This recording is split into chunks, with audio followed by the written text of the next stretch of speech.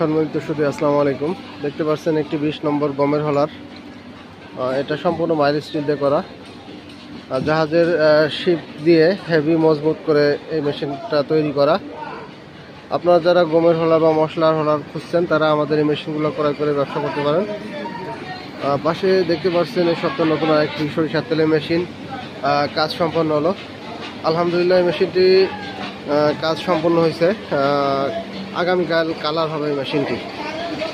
পাশে আমাদের ওয়ার্কশপ।